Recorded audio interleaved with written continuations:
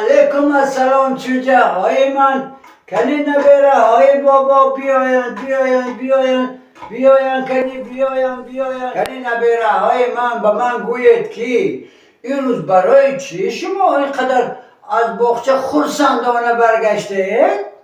بابا جان و باغچه‌مان کمیسه آمده بود. رویه ها با ما خوشمعاملگی کرده خوراکای بالازه دادن.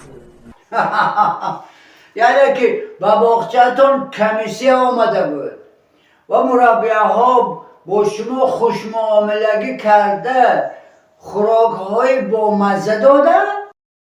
بله بابا جان. و این خیلی که باشد بچه های من الهیم هر روز باغچه‌تون کمیسه بیاد.